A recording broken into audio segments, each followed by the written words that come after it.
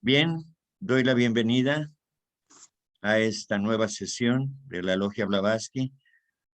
Estamos estudiando, analizando, comentando el contenido del libro Ocultismo Práctico de la señora Blavatsky. Vamos a aperturar los trabajos haciendo la invocación de unidad. Les pido que ustedes mentalmente, con los ojos cerrados, sigan cada una de las palabras expresadas. Oh vida oculta que vibras en cada átomo. Oh luz oculta que brillas en cada criatura. Oh amor oculto que todo lo abarcas en la unidad. Que cada ser que se sienta uno contigo, sepa que por lo tanto es uno con todos los demás. Que así sea. Que así sea.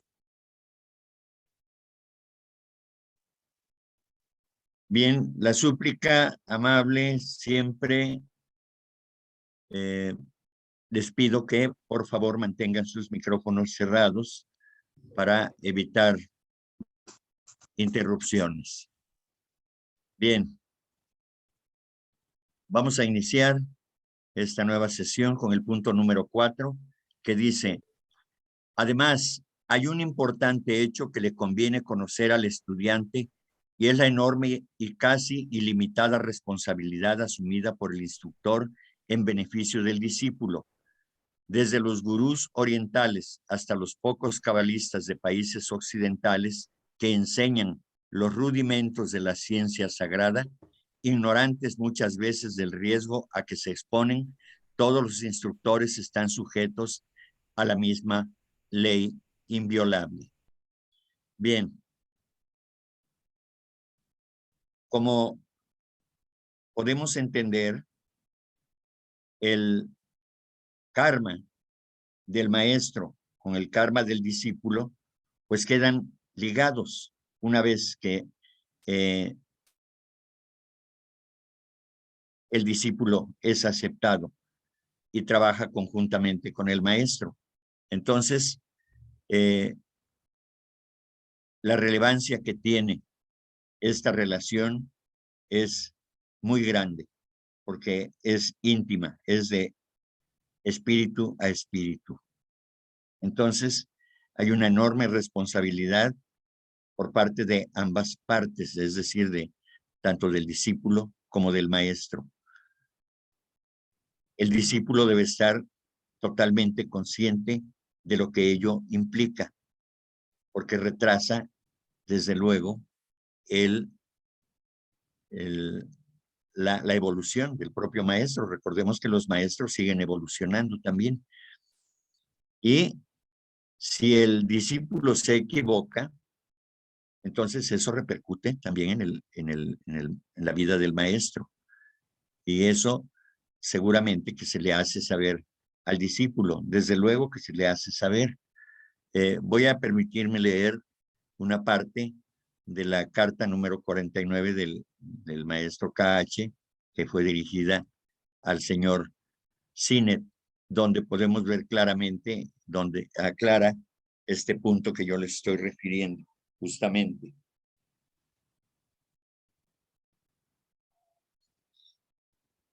Dice: dar a un hombre más conocimiento del que está capacitado para recibir es un experimento peligroso. Además, otras consideraciones hacen que me contenga, le dice el maestro KH al señor Sinet. La comunicación repentina de hechos que en gran medida trascienden lo ordinario, en muchos casos es fatal no solo para el neófito, sino para los que están directamente relacionados con él. Es decir, no solamente el maestro, sino el entorno familiar seguramente del discípulo también es afectado. Es como entregar una máquina infernal o un revólver cargado y amartillado en manos de alguien que nunca ha visto tales cosas. Nuestro caso es exactamente análogo. Nosotros sentimos que se está acercando el tiempo y que estamos obligados a escoger entre el triunfo de la verdad o el reinado del error y del terror. Tenemos que admitir dentro del gran secreto a algunos elegidos o permitir que los infames shamars, los shamars son magos tántricos de la secta de los gorros rojos. Estos shamars conduzcan a las mejores mentes de Europa a la más loca y fatal de las supersticiones, el espiritismo. Y sentimos como si estuviéramos entregando todo un cargamento de dinamita en manos de aquellos que estamos ansiosos de ver defendiéndose a sí mismos de los hermanos de la sombra, los gorros rojos. ¿Tienes curiosidad por saber por dónde estoy viajando? ¿De aprender más de mi gran labor y misión? Si te lo dijera, apenas podrías comprenderlo. Para probar tu conocimiento y paciencia podría contestarte, aunque únicamente por esta vez, vengo ahora de Sakya Song. Para ti este nombre carecerá de significado. Repítelo ante la vieja dama, es decir, HPV, y observa el resultado. Pero volviendo al tema, teniendo entonces que entregar al mundo con una mano la muy necesitada pero peligrosa arma y con la otra mantener alejados a los shamars, siendo ya inmensos los estragos que ellos han producido, ¿no crees que tenemos derecho a dudar, a hacer una pausa y a sentir la necesidad de cautela como nunca antes la sentimos? Para recapitular, el mal uso del conocimiento por el alumno siempre reacciona sobre el iniciador. Ni tampoco creo que sepas todavía que al compartir los secretos con otros, el adepto, por una ley inmutable, está retardando su propio progreso hacia el eterno reposo. Bien, esto es lo que le dice, en pocas palabras, el maestro KH al señor Sinet, para que sea consciente de la enorme responsabilidad, del enorme compromiso que el discípulo contrae y también el maestro. Ambos contraen un compromiso, el compromiso de manejar correctamente los conocimientos que les sean otorgados y más allá, los poderes que sean desarrollados por el discípulo o en favor del discípulo. Entonces, vean ustedes qué importancia tiene esto relacionado con el hacerse discípulo de un maestro de sabiduría. Por ello, los maestros o los iniciados, como les llama en la doctrina secreta la señora Blavatsky, tienen mucha precaución. Desde luego que ellos conocen a través del aura de el candidato al discipulado, saben qué tipo de personalidad es y entonces confían ellos en el conocimiento que tienen. Desde luego que también conocen ellos que seguramente hay algunas deficiencias todavía en el discípulo. Sin embargo, es necesario hacerlo. ¿Por qué? Para eso están los maestros, para apoyar el desarrollo de aquel que se atreve, de aquel que sinceramente desea iniciarse en el sendero de santidad. Por eso dice, no es extraño que se interpreten erróneamente muchas parábolas y dichos de Jesús. Desde Orfeo, el primer adepto que la historia vislumbra tenuemente entre las nieblas de la era precristiana, pasando por Pitágoras, Confucio, Buda, Jesús, Apolonio de Tiana y Amonio Sacas, ningún maestro dejó nada escrito. Todos y cada uno de ellos recomendaron silencio y sigilo sobre ciertos hechos y acontecimientos. Confucio no quiso explicar pública y satisfactoriamente lo que entendía por su gran extremo, ni tampoco dar la clave para la adivinación por medio de pajas. Jesús encargó a sus discípulos que a nadie dijesen que era el Cristo, el hombre de las angustias y pruebas, anteriores a su última y suprema iniciación, y asimismo les ordenó que no divulgasen que hubiese producido un milagro de resurrección. El sigilo entre los apóstoles Llegaba al extremo de que la mano izquierda no supiese lo que hacía la derecha.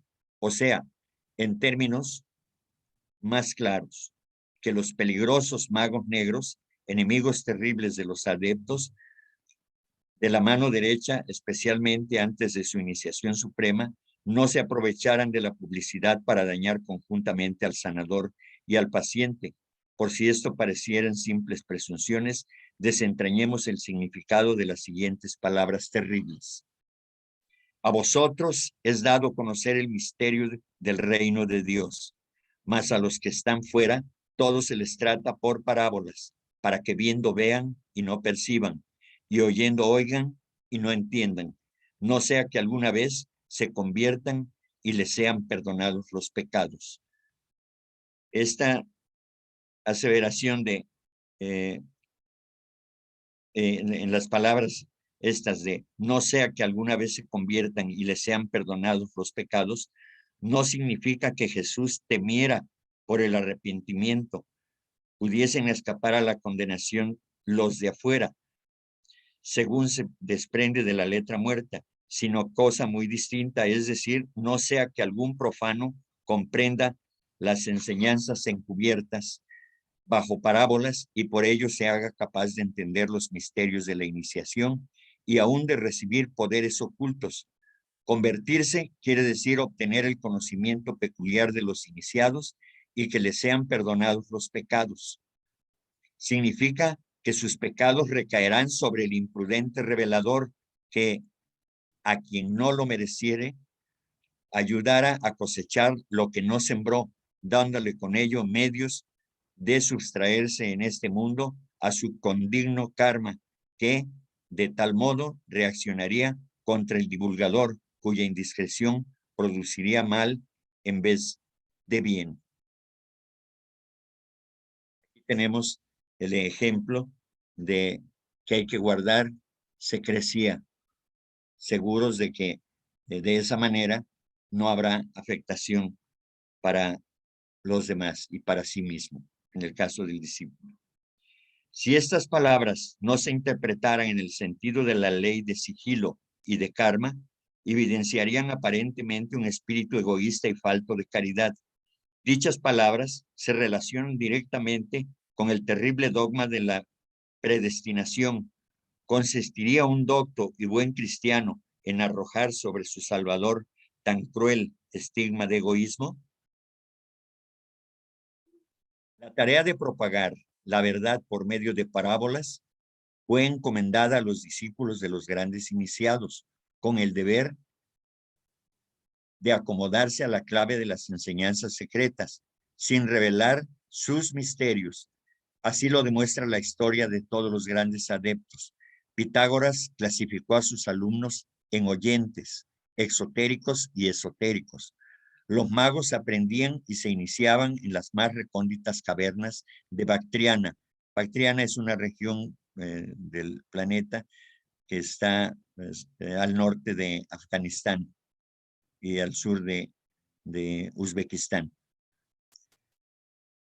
Al decir Josefo que Abraham enseñó matemáticas, significa con ello que enseñó magia, pues en la escuela pitagórica se daba el nombre de matemáticas a las ciencias esotéricas, o sea, la gnosis. El profesor Wilder hace notar que parecidas distinciones hacían los esenios de Judea y el Carmelo, dividiendo a sus prosélitos en neófitos, hermanos y perfectos. Amonio obligaba con juramento a sus discípulos para que no comunicara sus doctrinas, sino a las que ya instruidos por completo y dispuestos a la iniciación.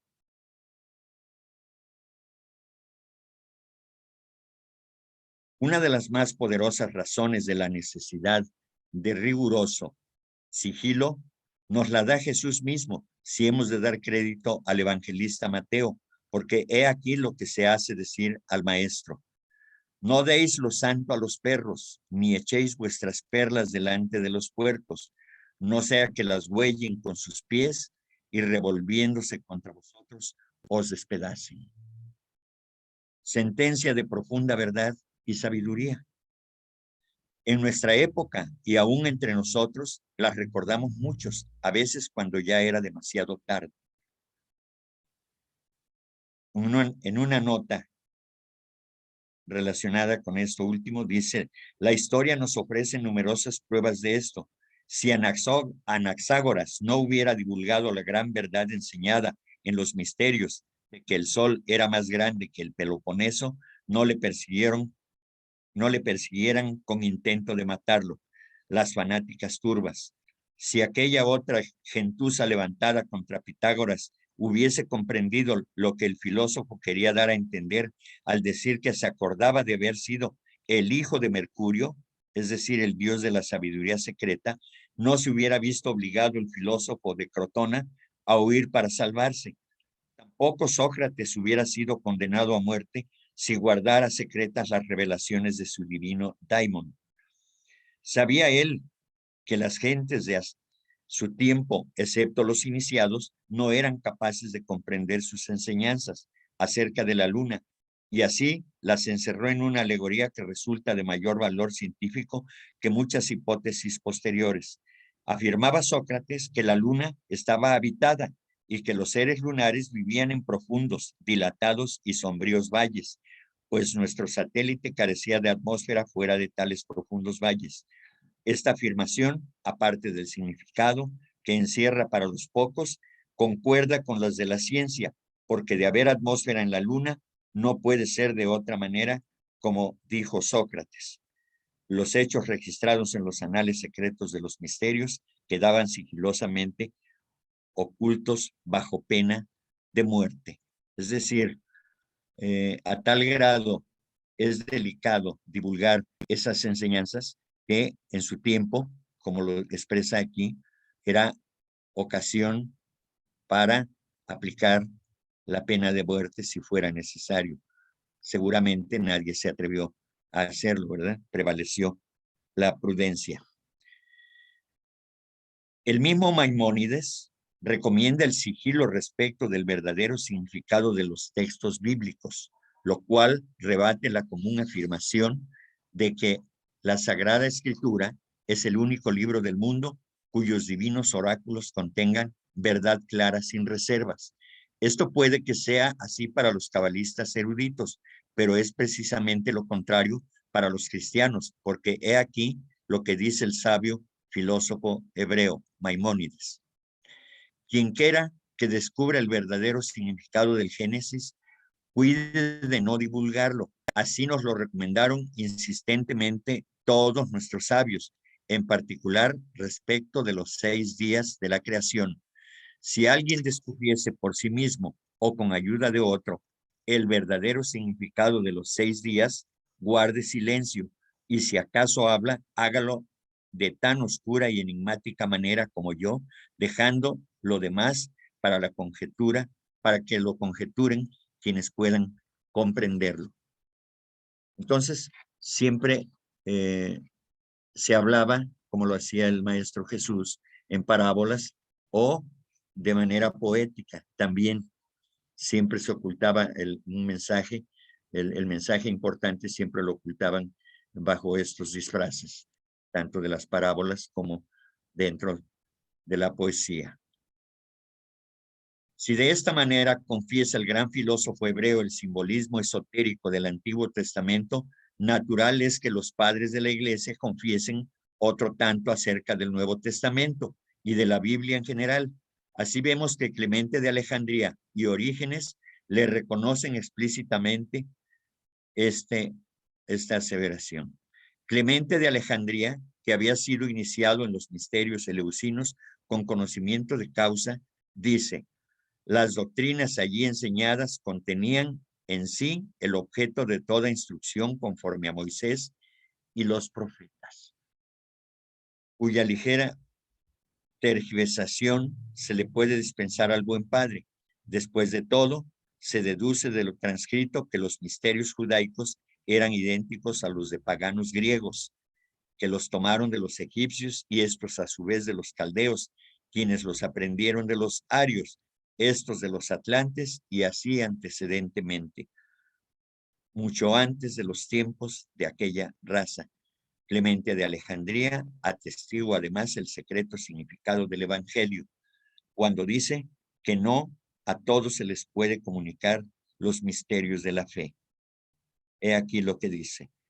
Pero como quiera que esta tradición no se publica solo para quienes perciben la magnificencia de la palabra, es necesario encubrir bajo un misterio la sabiduría que enseñó el Hijo de Dios. No menos explícito es Orígenes respecto a la Biblia y a sus simbólicas fábulas, y dice así: si hubiésemos de atenernos a la letra y comprender lo que está escrito en la ley según lo entienden los judíos y el vulgo, me sonrojaría de proclamar en voz alta que Dios hubiese dado estas leyes, pues fueron mejores y más razonables las de los hombres. Esta es una manera de encubrir, de hacer que se crea una cosa y la verdad es otra. Bien podía sonrojarse de semejante confesión el sincero y honrado apologista del cristianismo, cuando esta doctrina era relativamente pura, mas los cristianos de nuestra letrada y civilizada época no se avergüenzan de ello, sino que admiten al pie de la letra la, entre comillas, luz antes de la formación del sol, el jardín del paraíso, la ballena de Jonás y lo demás. No obstante, la indignación del mismo Orígenes al preguntar: ¿qué hombre de buen juicio asentirá a la afirmación de que en los 3 primeros días, con mañana y tarde, no hubiese sol, ni luna, ni estrellas, y que el primer día no tuviese cielo? ¿Qué hombre será tan idiota para suponer que Dios plantó árboles en el paraíso, en el Edén, como un labrador? Yo creo que debemos tomar estas cosas por imágenes de oculto significado. No ya en el siglo III, sino en nuestra edad de tan encomiada ilustración, hay millones de tales idiotas, entre comillas, desde el punto en que San Pablo afirma inequívocamente que la historia de Abraham y de sus 2 hijos es una alegoría y que Agar simboliza el monte Sinaí. Poca culpa le cabe al cristiano o gentil que solo vea imágenes, ingeniosas alegorías en los relatos bíblicos.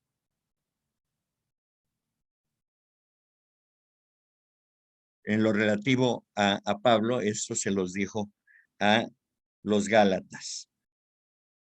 El rabí Simeón ben Jochai, compilador del Zohar, siempre comunicó solo oralmente los principales puntos de su doctrina y tan solo a un corto número de discípulos. Por lo tanto, sin la iniciación final en la Merkabah, quedará siempre incompleto el estudio de la Kabbalah, y la Merkabah solo podrá aprenderse en tinieblas, en solitario paraje y después de varias y terroríficas pruebas.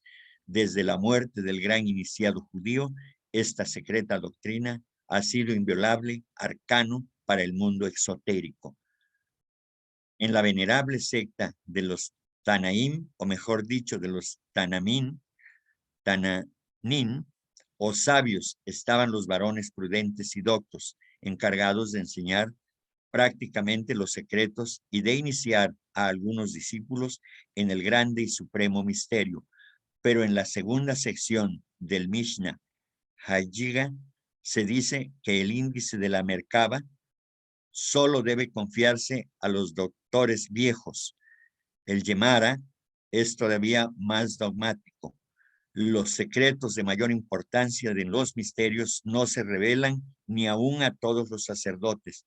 Únicamente lo sabían los iniciados, y así notamos el mismo riguroso sigilo en todas las antiguas religiones.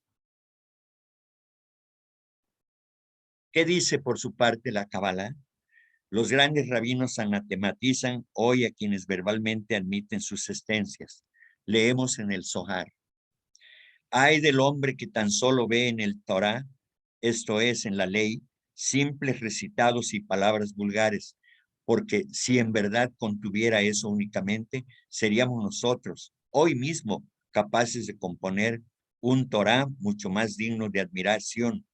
Si nos atuviéramos literalmente a las palabras, Tan solo podríamos dirigirnos a los legisladores de la tierra, los legisladores materialistas, los críticos y saduceos que intentaron hacer trizas las doctrinas y enseñanzas de los grandes maestros asiáticos pasados y presentes, no los sabios en la moderna acepción del vocablo. Debieran meditar sobre estas palabras. No cabe duda de que inventadas y escritas en Oxford y Cambridge, las enseñanzas secretas tendrían más brillante exposición, si bien es dudoso que respondieran igualmente a las verdades y hechos universales. Entonces, a quienes vemos en las cúspides de la grandeza son a estos legisladores materialistas y sin embargo no son de fiar. Fuera suficiente imitarlos y componer una ley a su ejemplo y según sus palabras, pero no es así. Cada vocablo del Torá encierra profundo significado y sublime misterio. Los versículos del Torá son el vestido del Torá. Ay de quien tome el vestido por el Torá. Los necios se enteran únicamente de los versículos o vestiduras del Torá y no advierten otra cosa, ni ven lo que encubre el ropaje. Los doctos no atienden al vestido, sino al cuerpo que está envuelto en él. Amonio Sacas enseñó que la doctrina secreta de la religión, de la sabiduría, estaba enteramente contenida en los libros de Tot, Hermes, de los que tanto Pitágoras como Platón derivaron gran parte de sus conocimientos y filosofías, y que las enseñanzas de dichos libros son idénticas a las de los sabios del remoto oriente. El profesor Wilder observa que, como el nombre Todd significa colegio o asamblea, no es aventurado suponer que se llamaron así los libros, por ser una colección de los oráculos y doctrinas de la comunidad sacerdotal de Memphis. Rabinos muy sabios han expuesto la misma hipótesis tocante a las divinas expresiones registradas en las escrituras hebreas.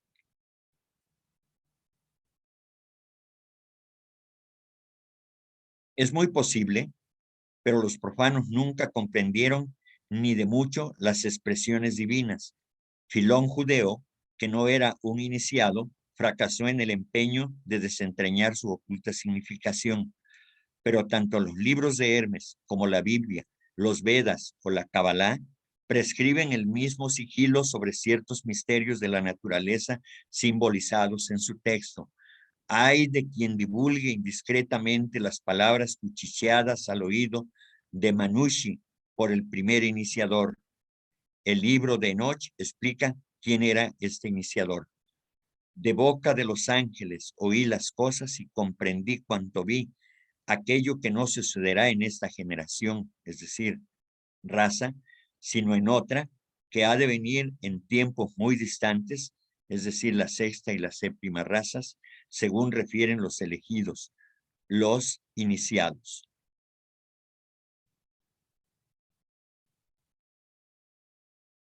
Además, respecto al castigo de quienes revelan los secretos de los ángeles, se dice, juzgados fueron los que revelaron secretos, pero no tú, hijo mío, Noé.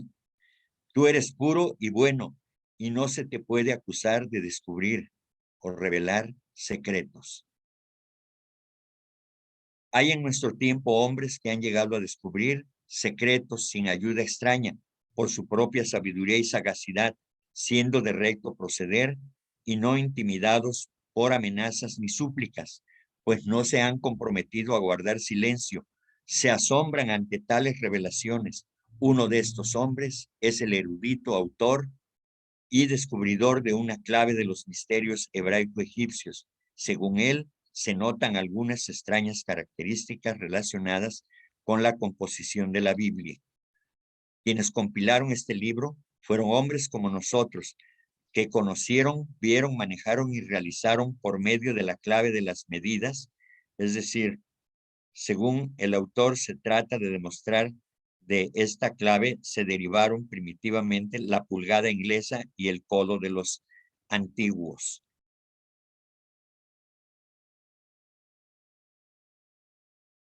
esta ley del viviente y siempre activo Dios. No necesitaban creer que Dios actuase como un poderoso mecánico y arquitecto. La idea que de Dios tenían se la reservaban para sí mismos, al paso que primero como profetas y luego como apóstoles de Cristo establecieron un culto ritual exotérico y una huera. Huera quiere decir que no germina, que es vana, y una huera enseñanza de pura fe, sin pruebas a propósito para el ejercicio del sentido íntimo, de que Dios proveyó a todos los hombres como medio natural de alcanzar el verdadero conocimiento, misterios, parábolas y sentencias oscuras que encubren el verdadero significado. Son el acopio del Antiguo y Nuevo Testamento. Los relatos de la Biblia resultan ficciones compuestas adrede para despistar a las masas ignorantes, no obstante darles en ellos un perfeccionado código moral proporcionado a su capacidad. ¿Cómo es posible conectar estas fábulas con la inspiración divina, puesto que atributo de Dios es la plenitud de veracidad en la naturaleza de las cosas? ¿Qué tiene que ver el misterio con la promulgación de las verdades de Dios?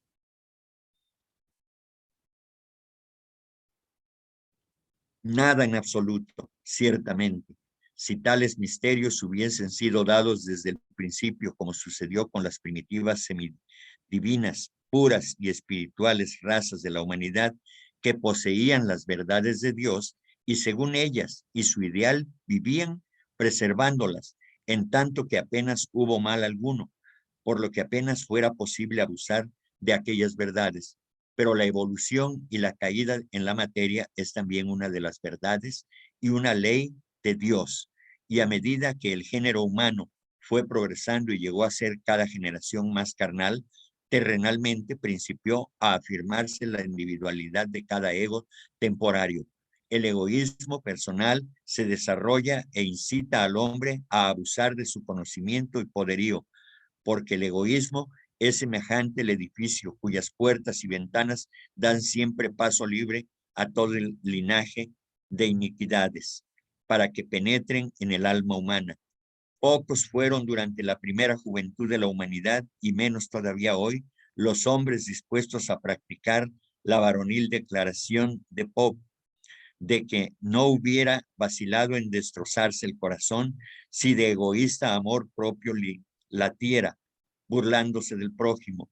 De aquí la necesidad de sustraer gradualmente de los hombres el poder y conocimiento divinos, que en cada nuevo ciclo humano hubieran llegado a ser más peligrosos, como espada de dos cortes o de dos filos, cuyo siniestro filo amenazaba siempre al prójimo y cuyas buenas cualidades se prodigaban exclusivamente en provecho propio. Aquellos pocos elegidos, a cuya naturaleza interior no afectó el externo desenvolvimiento físico, llegaron así, con el tiempo, los únicos guardianes de los misterios revelados y los comunicaron a los más aptos para recibirlos, manteniéndolos ocultos a los demás. Si se prescinde de esta explicación de las enseñanzas secretas, queda la religión reducida a fraude y engaño.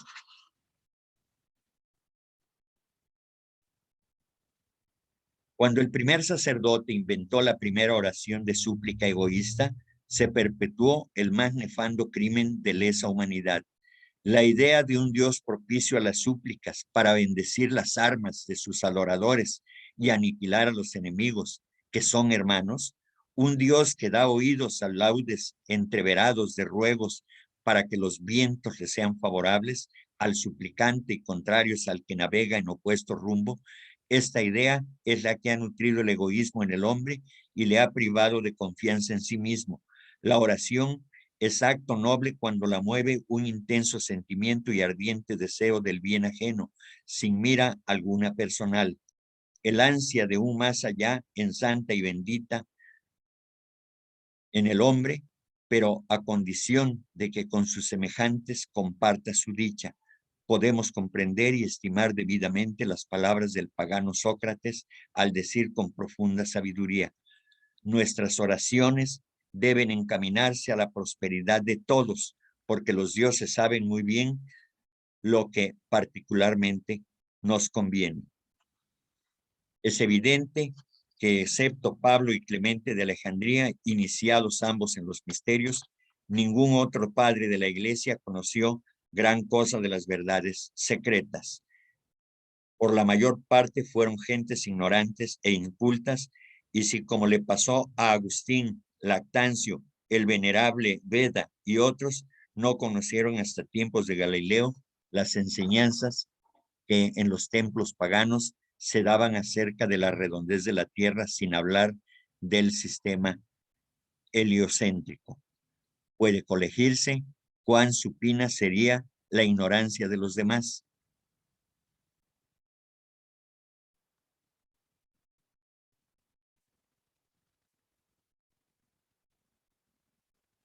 Sin embargo, las secretas enseñanzas de los templos han tenido y tienen sus depositarios, que las perpetuaron de distintos modos. Se han difundido por el mundo en cientos de volúmenes henchidos de la afectada y enigmática prosa de los alquimistas, y como impetuosas cataratas de oculto y místico saber, fluyeron de labios de bardos y poetas. Solo el genio tuvo determinados privilegios en aquellas tenebrosas épocas en que ningún vidente podía ofrecer al mundo ni siquiera una ficción, sin adecuar el texto bíblico sus conceptos del cielo y de la tierra. Solo al genio le cupo revelar libremente algunas de las augustas verdades de iniciación en aquellos siglos de ceguera mental en que el temor al santo oficio cubría con un tupido velo toda verdad cósmica y física. ¿Cómo llegó Dante a imaginarse en su infierno las múltiples descripciones de su visita y trato con las almas de las 7 esferas que nos hace en aquella verdadera revelación épica de su divina comedia, comparable al Apocalipsis de San Juan? Las verdades ocultas no chocan al entendimiento vulgar cuando las enuncian la poesía o la sátira, porque se suponen hijas de la fantasía.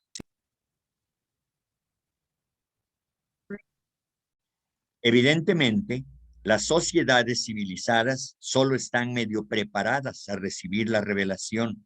De aquí que los iniciados no descubrirán del todo los secretos hasta que la masa general de la humanidad haya cambiado su modo de ser actual y esté mejor dispuesta a aceptar la verdad.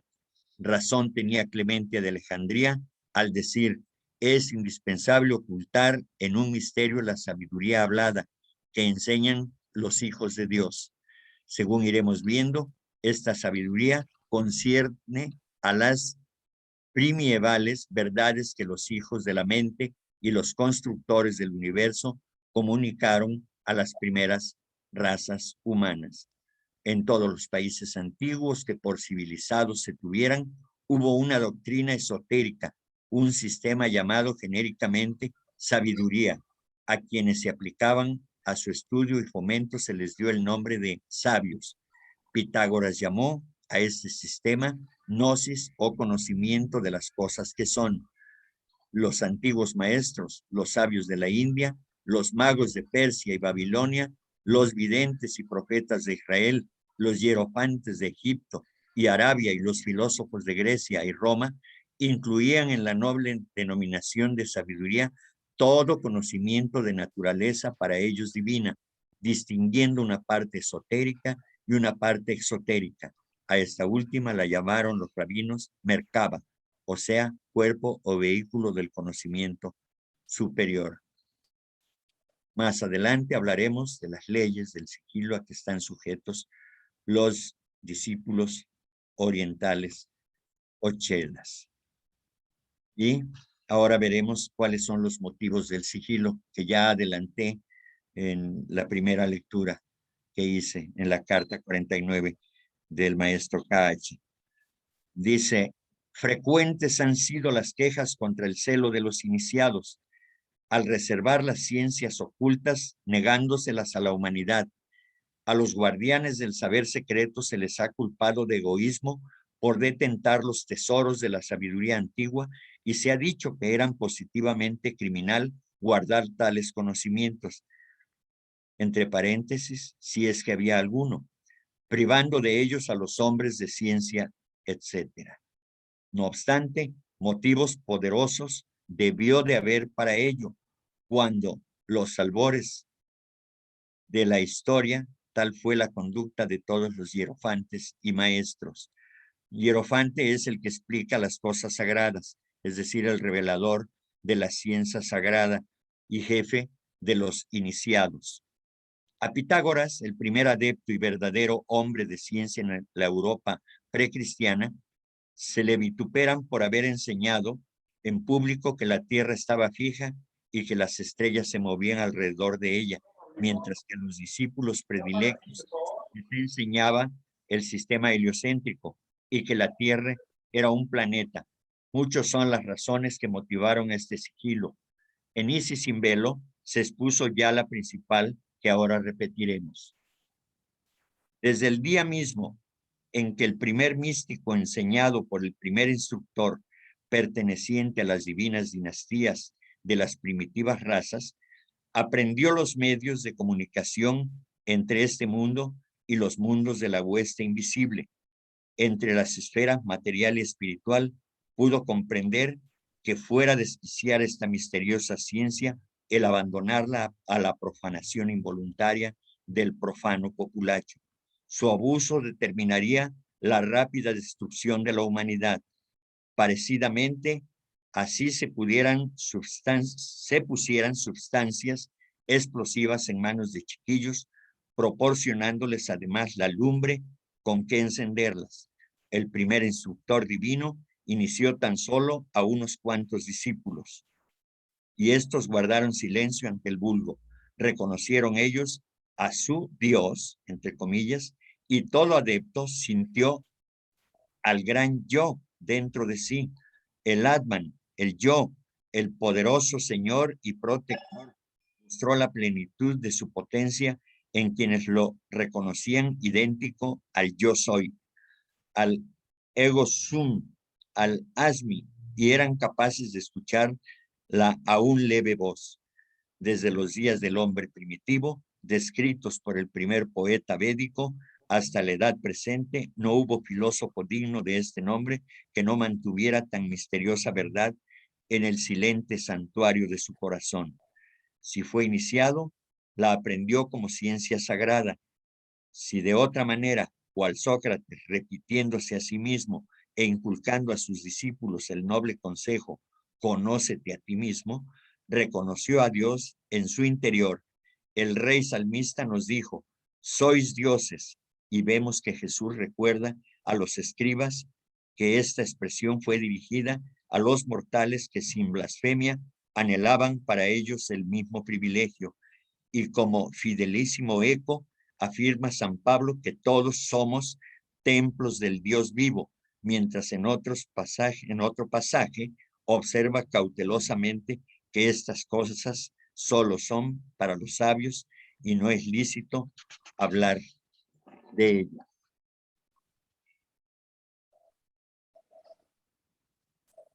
Podemos exponer aquí algunos de los motivos de este sigilo.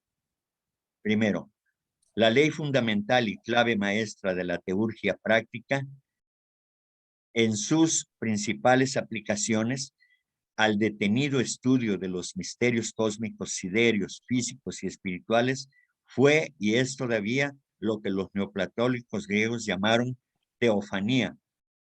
En su significado más general es la comunicación entre los dioses o Dios, y aquellos iniciados espiritualmente capaces de semejante interloquio, pero esotéricamente significa mucho más, pues no es tan solo la presencia de un Dios, sino la actual, aunque temporaria, encarnación, la aleación, por decirlo así, del ser supremo, de la deidad personal con el hombre, su representante o agente en la tierra.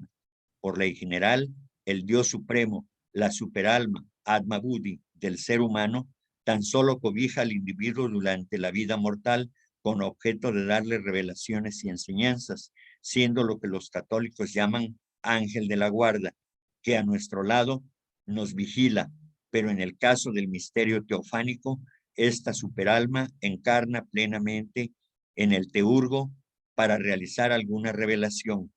Cuando la encarnación extemporánea dura muy poco, tan sublime estado que se llama éxtasis, definido por Plotino como la liberación de la mente de su conciencia finita para identificarse con lo infinito. El alma humana, brote y emanación de su Dios, realiza en tal estado la unión del Padre y el Hijo, y la divina fuente fluye como un torrente por su humano cauce. Sin embargo, en casos excepcionales, el misterio es completo. El verbo se hace realmente carne y el individuo llega a ser completo. El verbo se hace realmente carne y en toda la acepción de la palabra, puesto que su Dios personal toma vitalicio tabernáculo en su cuerpo, el templo de Dios, como San Pablo dijo. Bien, quisiera aclarar los términos de teurgia. Habremos de recurrir al glosario teosófico.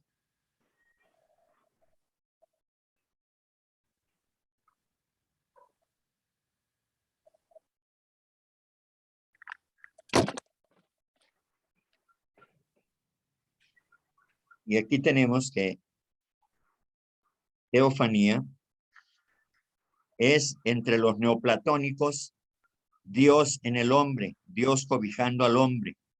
Es la manifestación o aparición de la divinidad al hombre, especialmente la aparición de Dios a los patriarcas en forma de ángel o humana.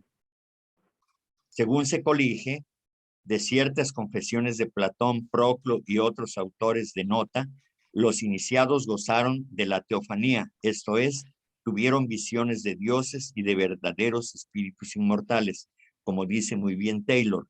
La más sublime parte de la epopeia o revelación final consistía en la visión de los dioses mismos, los elevados espíritus planetarios revestidos de una luz refulgente.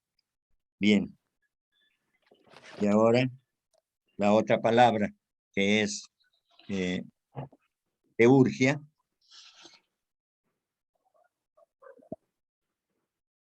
Dice que es una comunicación con los ángeles y espíritus planetarios, los dioses de luz y medios para atraerlos a la tierra. El conocimiento del significado interno de las jerarquías de dichos espíritus y la pureza de vida son los únicos medios capaces de conducir a la adquisición de los poderes necesarios para la comunicación con ellos. Para llegar a una meta tan sublime, el aspirante ha de ser absolutamente digno, puro y desinteresado.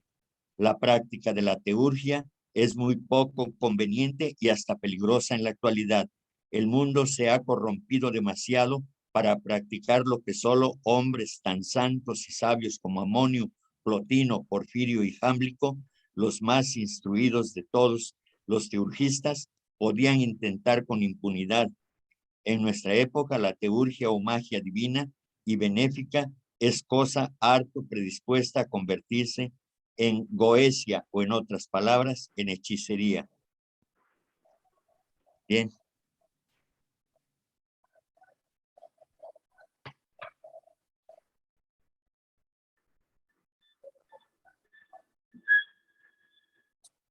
Lo expuesto es tan solo una corta parte de lo que hubiésemos podido publicar, dice Blavatsky en ese Velo, si fuera entonces tiempo oportuno, como lo es ahora.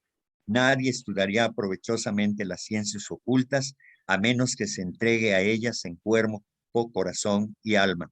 Algunos de sus verdades son demasiado terribles y peligrosas para las mentes mediocres. No es posible jugar impunemente con tan tremendas armas. Por lo tanto, según dice San Pablo, es ilícito hablar de ellas. Aceptemos el aviso y hablemos tan solo de lo lícito. La cita de Isis sin velo que figura al principio de esta sección se refiere únicamente a la magia psíquica o espiritual. Las enseñanzas prácticas de la ciencia oculta son completamente distintas y pocos tienen el necesario vigor mental para recibirlas. El éxtasis y diversas clases de autoiluminación pueden alcanzarlos uno mismo, sin necesidad de iniciador ni maestro, porque al éxtasis se llega mediante el interno imperio y dominio del yo sobre el ego físico, mientras que para adquirir mandos sobre las fuerzas de la naturaleza se necesita larga práctica o ser mago de nacimiento. Así pues, a los que carecen de ambas cualidades requeridas, se les aconseja insistentemente que se limiten al desenvolvimiento espiritual, pero aún este es difícil, porque la primera e indispensable condición es la inquebrantable creencia en los poderes propios y en el Dios interno, pues de otro modo se convertiría uno en un medium irresponsable. En toda la literatura mística del mundo antiguo descubrimos la misma idea espiritualmente esotérica de que el Dios personal está dentro y no fuera del adorador. Esta deidad personal no es vana palabra ni ficción caprichosa, sino una entidad inmortal, el iniciador de los iniciados, ahora que ya no habitan entre nosotros los iniciadores celestes. Es decir, el propio iniciador de hoy en día, para quien intente iniciarse, es su propio yo interno, su propio yo superior, el Dios en nosotros. Con la sabiduría que corresponde, pues guía los pasos y las acciones plenamente conscientes de quien se atreve a tomar esta tremenda decisión. Finalmente, dice, si quieres ser perfecto, adepto o iniciado, ve y vende cuanto tienes, dice en Mateo el Señor Jesucristo. Entonces, como ahora, ha de hacer voto de pobreza quien anhele ser neófito o discípulo. Se llamaba perfectos a los iniciados y con tal nombre los designa Platón.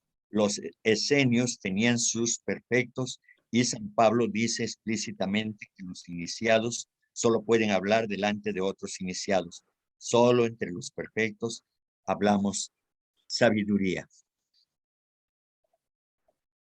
Bien, pues con esto damos por concluida la sesión correspondiente a el ocultismo práctico, que un solo versículo pues nos llevó a ocupar, igual que la sesión anterior, toda una hora para explicar cuáles son las razones por las que es una mutua responsabilidad el acceder a conocimientos tan elevados que tienen que ver con lo sagrado y que no cualquiera puede manejarlos convenientemente, porque es muy peligroso, no solo, como se dijo al principio, no solo para el maestro es contraproducente, sino peligroso, porque se puede perder hasta la vida para el discípulo y para quienes le rodean. Generalmente, por eso se evita dar este conocimiento de manera abierta. Así que así concluimos esta sesión relativa al ocultismo práctico. ¿Tienen alguna opinión? ¿Algo que decir? A ver, Rosalía, tiene levantada su mano. Adelante, Rosa. Hola Enrique, ¿cómo estás? Hola, buenas noches. Buenas. Enrique, una duda, me quedé un poco intrigada al principio cuando se menciona de que, por ejemplo, cuando el Maestro Jesús obviamente da, ves que todos tienen dos enseñanzas, una que es para el populacho, que es la esotérica, y otra para sus discípulos, que es más elevada. Pero hubo algo que comentaste que se me hizo muy interesante y siempre he tratado de entenderlo, pero ahorita lo dijiste muy rápido, quería ver si nos los podíamos volver a explicar.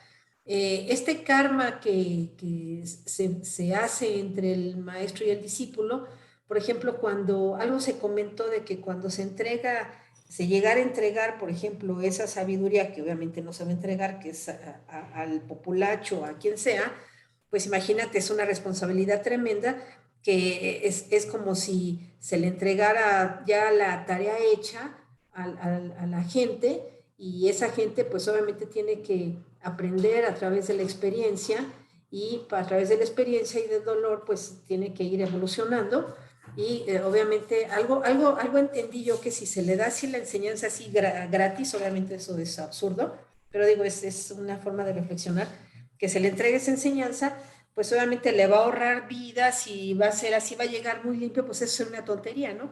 Y eso pues sería totalmente malo para él porque pues se le crearía un karma y daría un saltito como de sin hacer tarea, ¿no? No sé si me entiendas lo que te quiero decir, pero algo así lo comentaste, lo leíste en un párrafo, se me hizo muy interesante.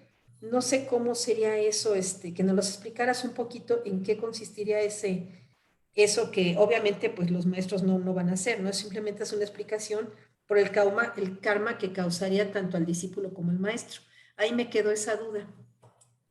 Sí, yo lo que entiendo es que eh, si, si se otorga el conocimiento así de manera directa, sin que el discípulo tenga que hacer ningún esfuerzo, es estarle haciendo el trabajo, es cumplir el deber que tiene el discípulo, el compromiso que adquirió por aprender y por esforzarse, pues ya queda aniquilado y entonces ya no tiene ningún sentido la presencia del maestro o la presencia del discípulo, porque el maestro está haciendo prácticamente el trabajo del discípulo, ¿no? Entonces, igual que en todas las actividades de la vida, tomemos como ejemplo cuando a un niño le dejan los maestros que haga una tarea en casa y los padres de familia son los que resuelven todo, entonces, pues ningún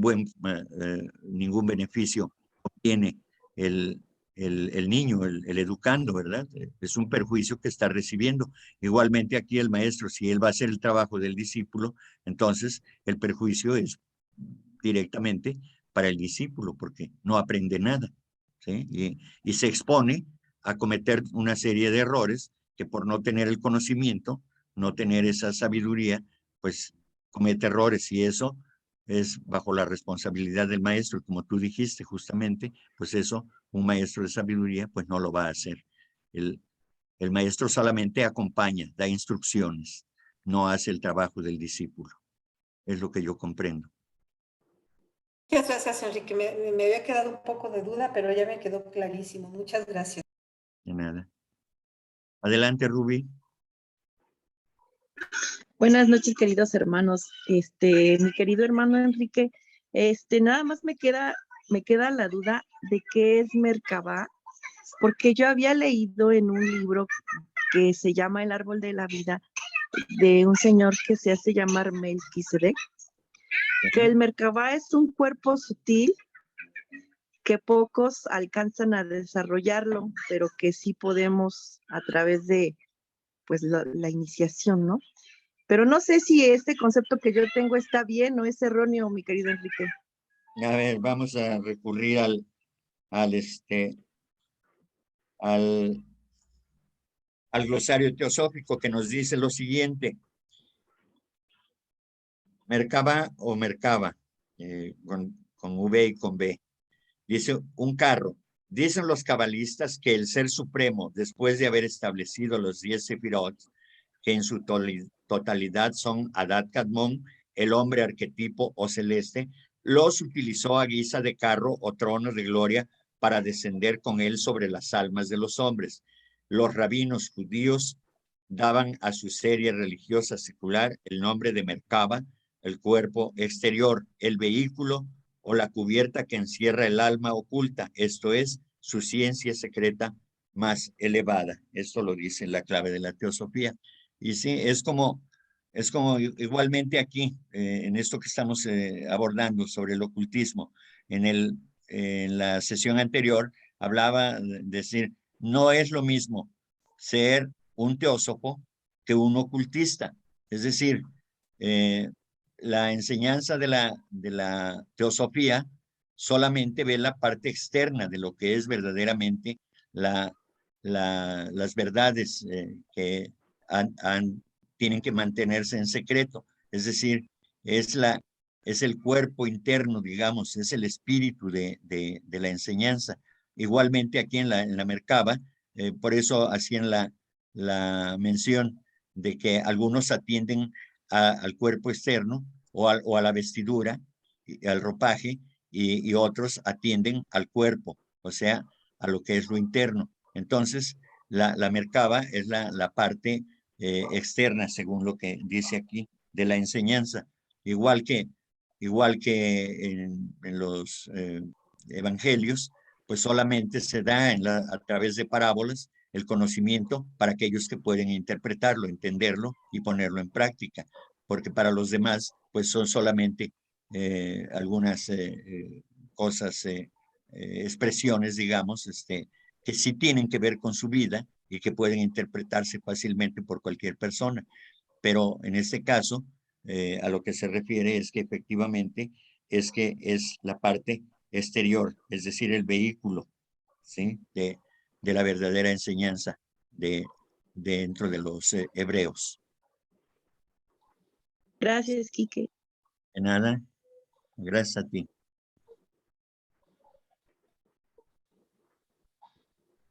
Rosy, ¿otra vez o quedó la mano ahí?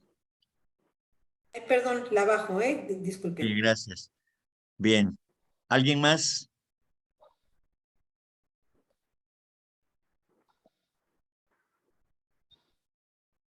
¿Ya no hay otra pregunta, otra participación? Bien. No. ¿Querías hablar, Cornelio? Buenas noches. Buenas noches. No, dije que no hay, creo. Ok, perfecto. Continúe, hermano. Continúe. Bien, muchas gracias. Bien, pues vamos a cerrar esta parte y ahora vamos a continuar con la sesión correspondiente a la clave de la teosofía.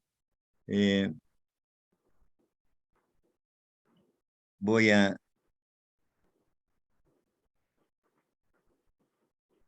verificar la memoria, la presentación.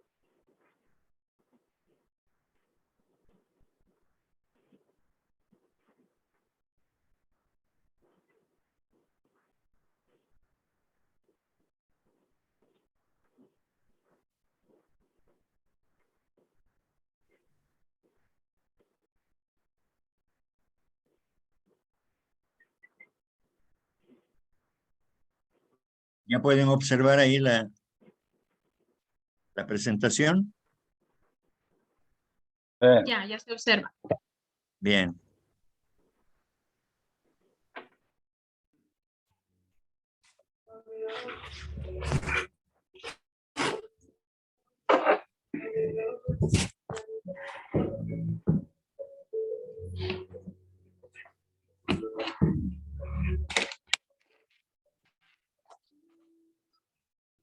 Es evidente que después de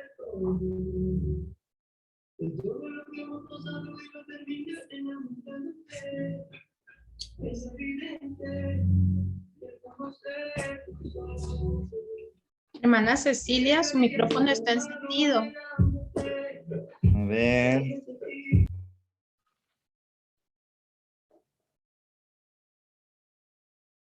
Bien. ¿Recuerdan en qué pregunta nos habíamos quedado?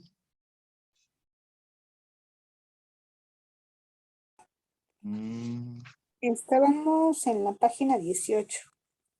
Página 18. Vimos la última que era ¿por quiénes y en dónde fue conservada? Ok.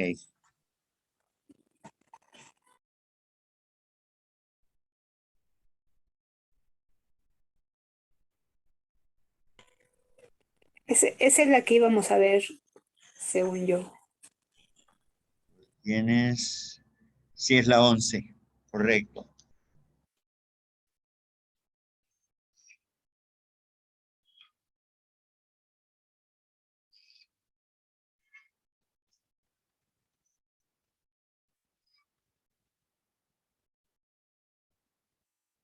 Bien, entonces la pregunta es, ¿por quiénes y en dónde fue conservada? Y la respuesta es, entre los iniciados de cada nación, entre los profundos investigadores de la verdad, sus discípulos y en aquellas partes del mundo en donde estas materias fueron siempre más apreciadas e investigadas en la India, el Asia Central y Persia. A tal efecto, pues hemos de nombrar a estos grandes seres que conservaron esta tradición de la teosofía, de las verdades teosóficas. Enrique, perdón la interrupción. Me preguntan si se va a grabar esta clase también. Gracias. Sí. De hecho, no la he suspendido, sigue grabándose todo. Ya después se edita. Bien. Ok, gracias, perdón. Sí. Bien.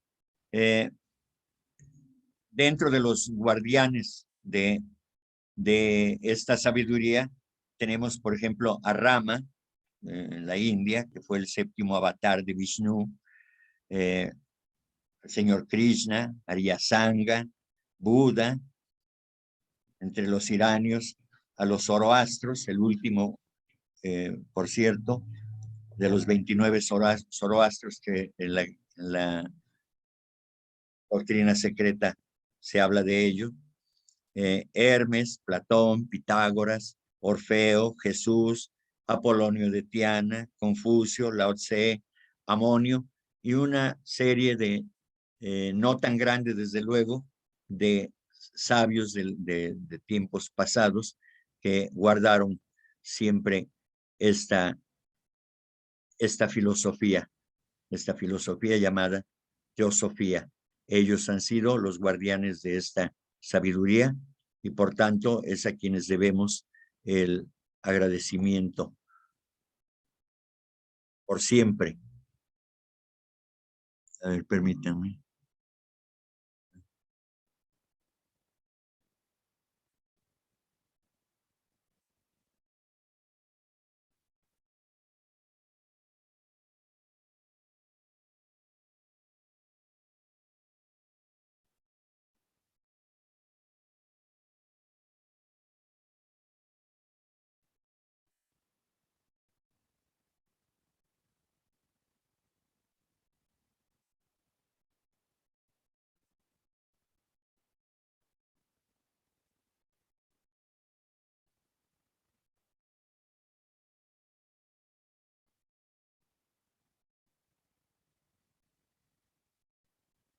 Bien.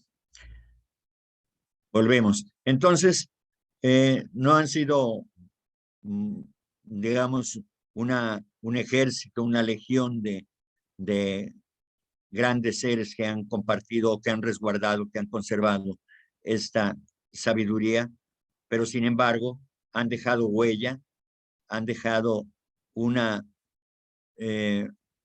marca personal cada uno de ellos, porque cada uno de ellos la ha manifestado a su modo, a su manera, y ha sido con el afán de revivir o de enderezar, digamos, aquello que se estuvo tergiversando y que hoy en día dentro de las religiones, pues vemos que aquí y allá, por todos lados, surgen grupos hablando de que son los poseedores de la verdad.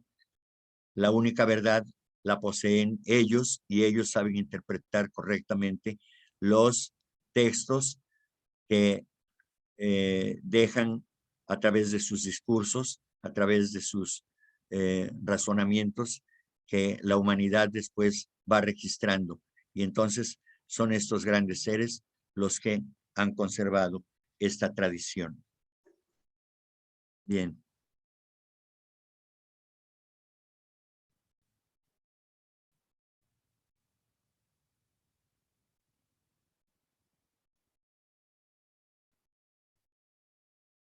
La siguiente pregunta es, ¿puede usted darme alguna prueba de su esoterismo?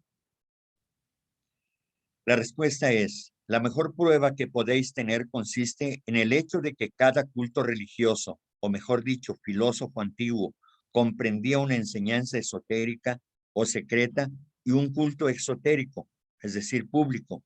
Es además un hecho bien sabido que los misterios de los antiguos consistían en mayores, es decir, los secretos, y menores, es decir, los públicos, como en las solemnidades famosas llamadas en Grecia eleusinas, desde los hierofantes de Samotracia, Egipto, los brahmanes iniciados en la India antigua, hasta los rabinos hebreos, todos por temor a la profanación ocultaron sus verdaderas creencias.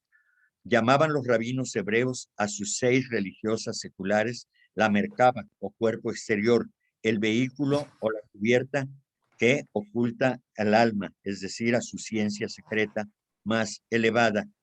Pues aquí está de otra manera más explícita la respuesta para nuestra hermana Rubí a la pregunta que hacía.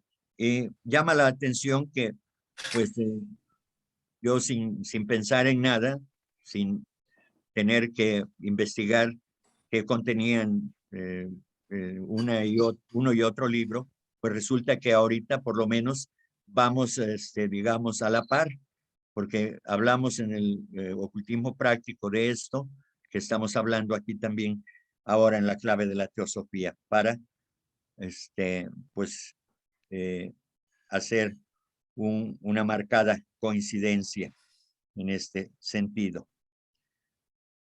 Jamás en la antigüedad divulgó nación alguna, por conducto de sus sacerdotes, sus verdaderos secretos filosóficos a las masas, dando solo a estas la parte exterior de los mismos. El budismo del norte tiene sus vehículos, entre comillas, mayores y menores, conocidos bajo el nombre de Mahayana, al budismo del norte, el esotérico, y el Hinayana, el exotérico, que son 2 escuelas. No se los debe censurar por el secreto guardado, pues seguramente a nadie se le ocurriría dar en paso a un rebaño de ovejas disertaciones científicas eruditas sobre botánica en vez de hierba. Pitágoras denominaba a su gnosis el conocimiento de las cosas que son, y reserva esos conocimientos solo para sus discípulos que habían jurado guardar el secreto, para aquellos que podían asimilarse ese alimento mental y hallar en él satisfacción a los que juramentaba para guardar el secreto y el silencio. Vean ustedes cómo coincide lo que explicábamos hace unos minutos con lo que explica la señora Blavatsky aquí también en la clave de la teosofía.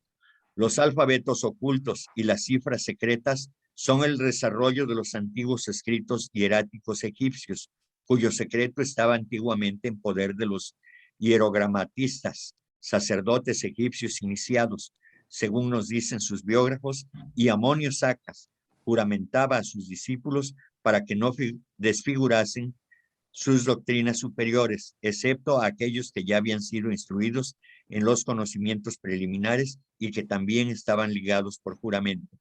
Finalmente, no hallamos la misma costumbre en el cristianismo primitivo entre los gnósticos y hasta en las enseñanzas de Cristo?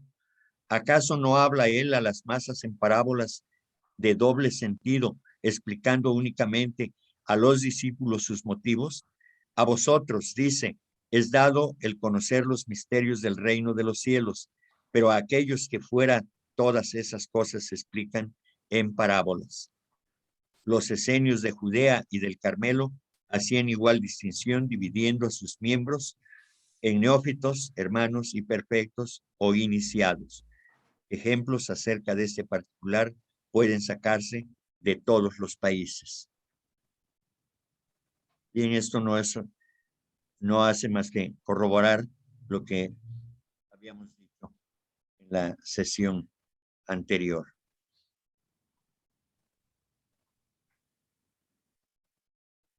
La siguiente pregunta dice, ¿puede alcanzarse la sabiduría secreta únicamente por el estudio? Las enciclopedias definen la teosofía en sentido parecido al que lo hace el diccionario de Webster, es decir, como una supuesta comunicación con Dios y los espíritus superiores, y la adquisición consiguiente del conocimiento sobrehumano por medios físicos y procedimientos químicos. ¿Es esto exacto? La respuesta es, no lo creo, ni existe lexicógrafo alguno capaz de aplicarse a sí mismo o explicar a los demás cómo puede alcanzarse el conocimiento sobrehumano por medio de procedimientos físicos o químicos. Si Webster hubiese dicho por medios metafísicos y alquímicos, hubiese sido la definición casi correcta, aproximada a la verdad. Lo que ha escrito es absurdo. Los antiguos teósofos, así como los modernos, sostenían que lo infinito no puede ser conocido por lo finito, es decir, percibido por el yo finito, pero que la esencia divina puede ser comunicada al ego espiritual en estado de éxtasis. Difícilmente puede alcanzarse esa condición como sucede con el hipnotismo por procedimientos físicos y químicos.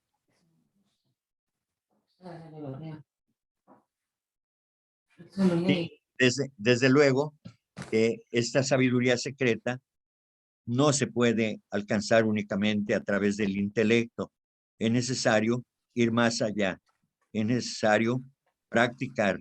Es necesario meditar. Es necesario alcanzar el punto en el que pueda la personalidad identificarse con su yo superior, porque de otra manera no es posible tener conocimientos más allá. El intelecto solo sirve para comprender más allá de la utilización del intelecto, porque el intelecto siempre tiende a hacer que la personalidad se sienta superior a los demás, y entonces eso es egoísmo, y con egoísmo no puede haber comunicación con el ser superior, es decir, con Manas superior. Entonces, no nos perdamos en el concepto de que hay que estudiar mucho y que de esa manera nos haremos sabios. El conocimiento solo es conocimiento mientras no se ponga en práctica. Si ponemos en práctica el conocimiento elevado, entonces estaremos dando pasos hacia las puertas de la sabiduría. De otra manera, eso se queda en simple conocimiento. ¿Tienen algún comentario aquí?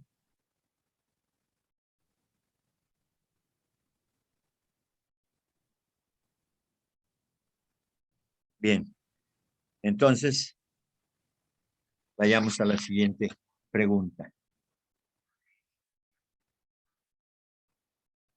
¿Cómo explicáis esto? La respuesta es, Plotino definió el verdadero éxtasis como la liberación de la inteligencia de sus conocimientos finitos y su unión e identificación con lo infinito. Esta es la condición más elevada, dice el profesor Wilder, pero su duración no es permanente y solo a muy pocos les es dado alcanzarla.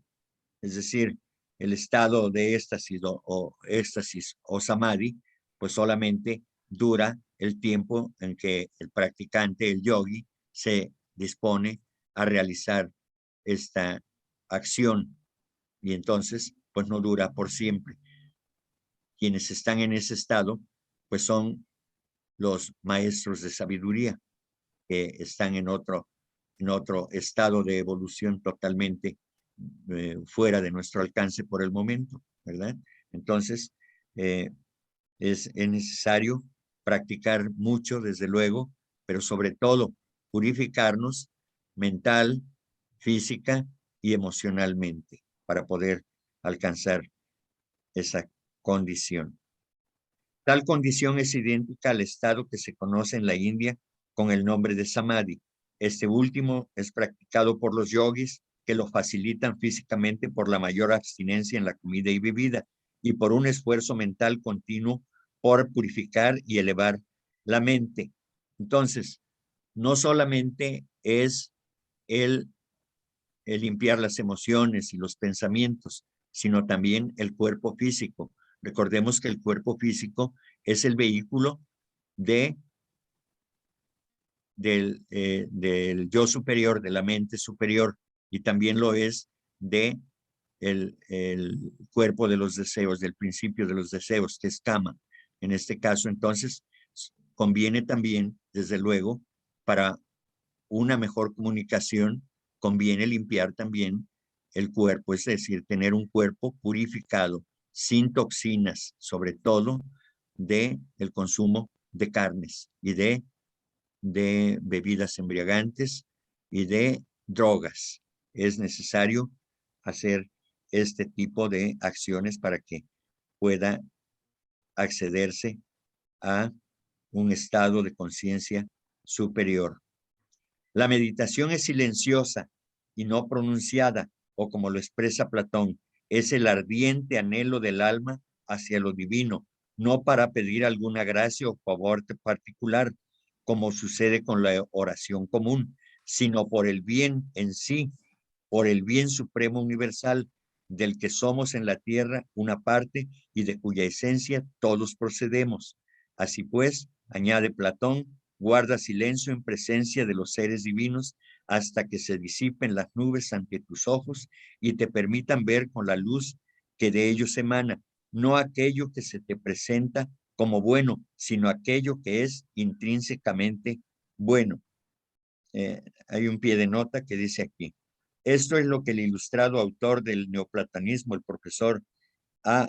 Wilder, miembro de la Sociedad Teosófica, describe como fotografía espiritual. El alma es la cámara en la que todos los hechos y acontecimientos futuros, pasados y presentes están fijados, y la mente llega a tener conciencia de ellos. Más allá de nuestro mundo de límites, todo es un día solo o estado, el pasado y futuro comprendidos en el presente. La muerte es el último éxtasis en la tierra. El alma entonces se ve libre de las trabas del cuerpo y su parte más noble se une a la naturaleza superior, es decir, a mana superior, participando así de la sabiduría y presencia de los seres superiores. La verdadera teosofía es para los místicos aquel estado que Apolonio de Tiana describía así: puedo ver el presente y el futuro como en un claro espejo. No necesita el sabio contemplar los vapores de la tierra y la corrupción del aire para prever los acontecimientos. Los teoi o dioses ven lo futuro, los hombres comunes el presente, los sabios aquellos que va a tener lugar. La teosofía de los sabios de que habla queda bien expresado en la afirmación: el reino de Dios está en nosotros. Enrique, Sí. no has cambiado la diapositiva, ¿eh? Sigue en pregunta 11. A ver. Pues aquí me aparece ya con la, a ver, permíteme. 11. 12. Es la 13. 14. Sí, la 14. Ahí está. ¿Sí la observan? Nosotros no la vemos. No, no La aparece. 11. No vimos, no No, vemos. A ver, permítanme. No, Enrique, no se ve, es que yo llevo el texto a la par, digamos, lo estoy leyendo, por eso Ajá. sé, te llevo la lectura y sé que es la 14, pero Sí, tu así es. diapositiva no se ve. A ver.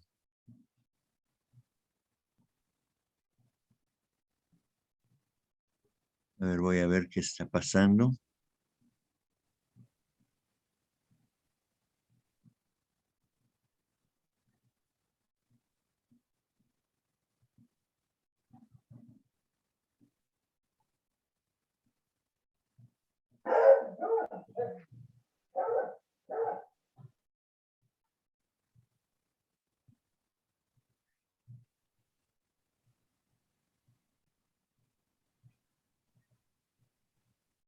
¿No se ve ahí?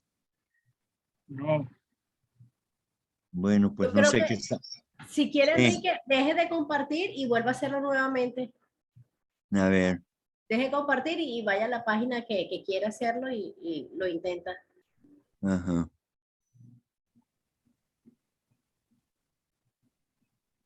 A ver. Quizás ahora sí ubique la página de la pregunta y le da otra vez compartir. Está ahora la 12. Sí.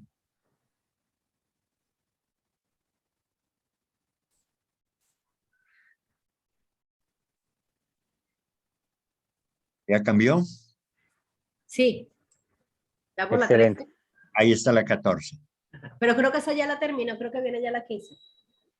Sí, bueno, la 14 ya estaba explicándola, ¿no? Ajá. Bien. Bien, entonces, recordemos aquí, como nos dice, que la meditación es silenciosa y no pronunciada, o como lo expresa Platón, es el ardiente anhelo del alma hacia lo divino, no para pedir alguna gracia o favor particular. A veces escuchamos que hay personas que dicen que meditan y lo hacen generalmente para salirse del mundanal ruido, de los problemas y demás. Y entonces dicen, bueno, pues yo estoy sobrecargada de emociones y entonces pues me puse a meditar pues para salirme de esa condición y pues hoy estoy muy tranquilo. Y es lo que recomienda aquí es el texto, que no se debe utilizar para eso. Es decir, no es para sentirme bien, eso es egoísmo, ¿verdad? Entonces, la práctica de la meditación debe hacerse con el fin de llegar hasta a identificarse con el yo superior, y el yo superior siempre estará dispuesto a servir a los demás, a ponerse al servicio de los demás. Ese debe ser el propósito fundamental de toda meditación, no estar pidiendo cosas para nosotros, para nuestro bienestar. Todo eso llega por añadidura. Eso debemos comprenderlo de esa manera. No es buscar que por añadidura nos lleguen las cosas, es simplemente que las cosas se dan en correspondencia justa a lo que el hombre desea, y al realizarlo con desapego de una recompensa, tarde o temprano hay una respuesta que corresponde justamente al trabajo que se esté realizando, ¿verdad? Pero para ello, pues es necesario, como dijimos anteriormente, evitar las comidas y las bebidas tóxicas, ¿verdad? Bien, entonces pasamos a ¿aquí tienen algún otro comentario?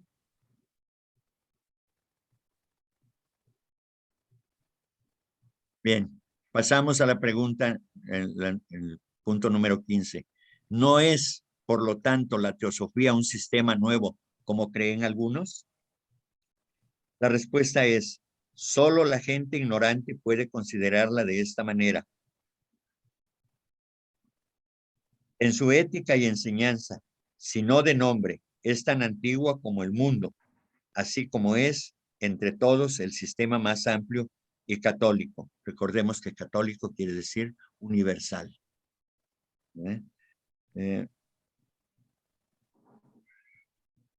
Ya hemos dicho anteriormente que esta sabiduría, la teosofía, pues ha venido de cultura en cultura, de sabio tras sabio, de tiempo en tiempo, de ciclo en ciclo, y que no se pierde porque se va dando, se va heredando, se va dejando ese legado espiritual así, en secreto, ¿no? De labio a oído, entre los grandes seres, y eso es lo que ha hecho que se preserve. Entonces, pues, dicho de otra manera, pues, ha existido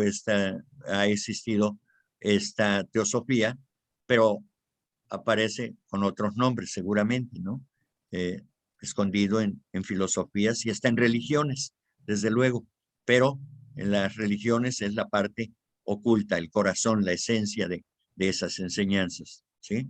Entonces, creo que para nosotros queda claro, para quienes hemos estudiado ya durante algunos años, que esta sabiduría ha sido heredada desde, como dice, desde razas anteriores, desde la cuarta raza, pues ha venido toda esta sabiduría entregándose a la humanidad, porque es parte de la evolución de la humanidad.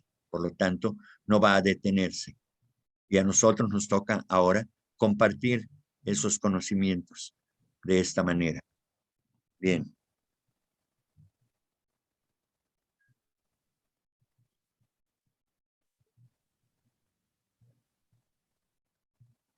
Pregunta: ¿cómo se explica entonces que haya sido tan desconocida la teosofía en las naciones del hemisferio occidental? ¿Por qué fue un libro cerrado para las razas, sin duda alguna más cultas y adelantadas? La respuesta: creemos que antiguamente han existido naciones tan cultas y con seguridad espiritualmente más adelantadas, entre comillas, que lo estamos nosotros. Pero hay varias razones que motivan esa ignorancia voluntaria. Una de ellas la dio San Pablo a los cultos atenienses. La falta, durante largos siglos, de verdadero conocimiento espiritual y hasta de interés por él, debida a una inclinación exagerada a las cosas sensuales y a una larga sujeción a la letra muerta del dogma y del ritualismo. Pero la razón principal consiste en el hecho de haberse conservado siempre secreta la verdadera teosofía. Pues otra vez caemos a lo que ya hemos explicado en la sesión anterior, y que pues eso es lo real, lo verdadero, que se sigue ocultando y que ha permitido que las religiones se hagan cargo de poner al tanto de estas verdades, aunque ciertamente pues no con la profundidad, no con la elevación que tienen el conocimiento interno de la teosofía, el que llamamos ocultismo. Y más allá, la teosofía dice cosas, aclara cosas que las religiones en su parte externa no aclaran tampoco, y que solamente se conforman con decir, digamos, los sacerdotes en el púlpito, en el templo, pues estos son misterios del Señor y no nos es dado conocerlos. Entonces, no hay que investigar más porque estas son cosas de Dios y no nos corresponde.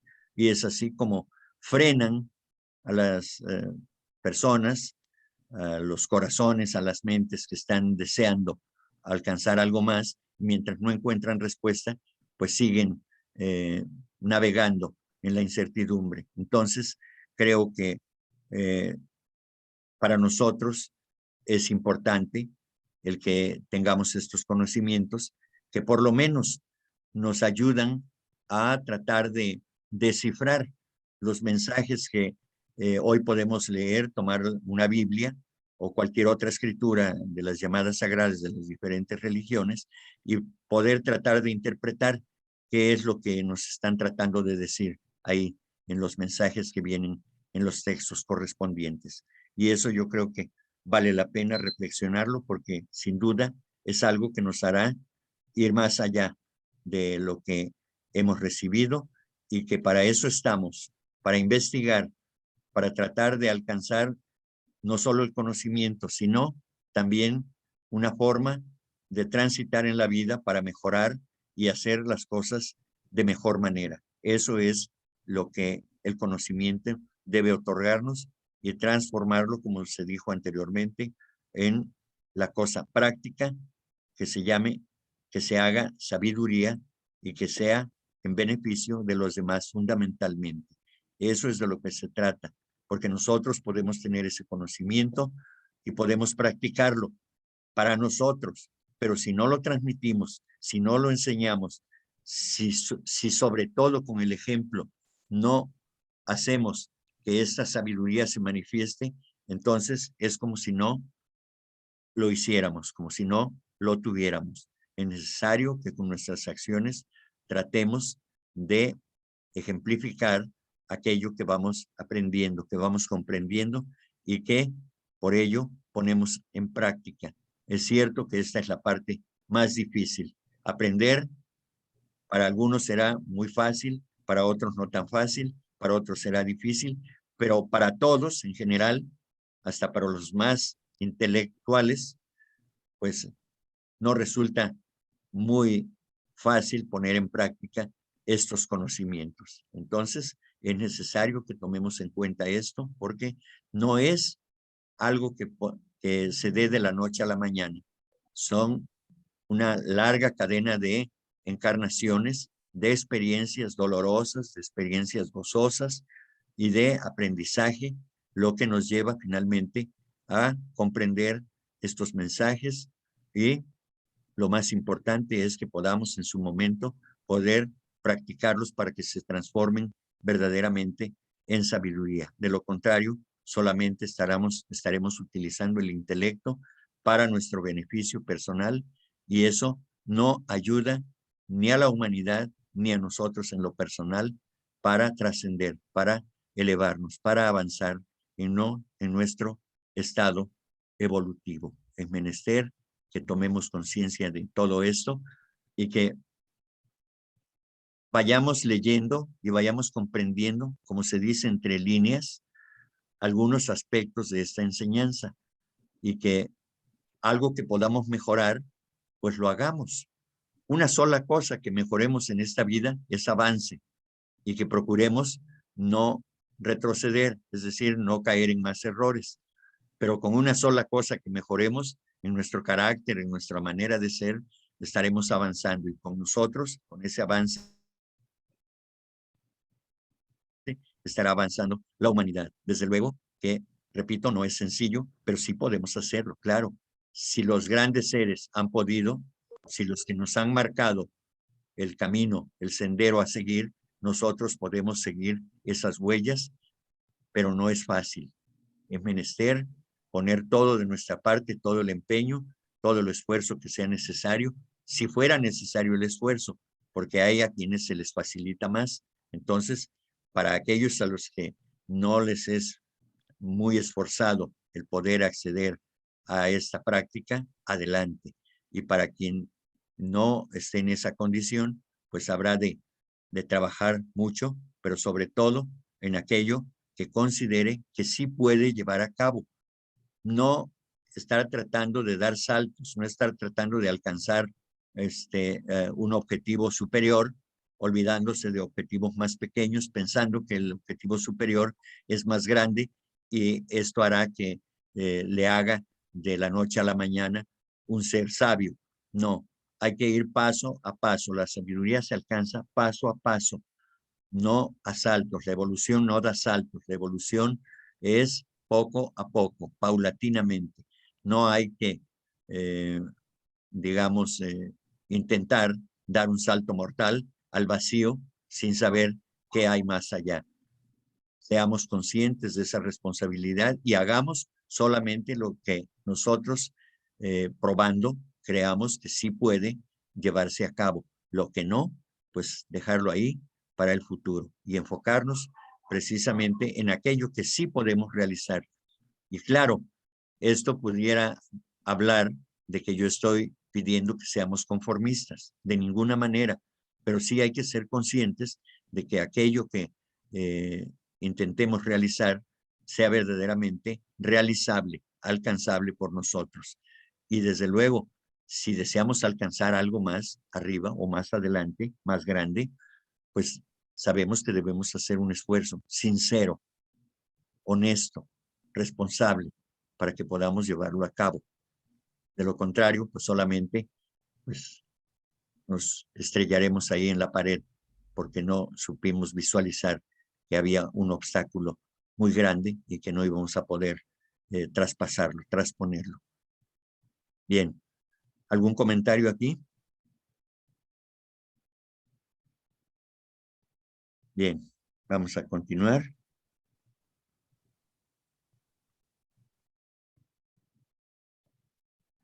Pregunta. Habéis presentado pruebas de la existencia del secreto, pero ¿cuál era la causa real del mismo?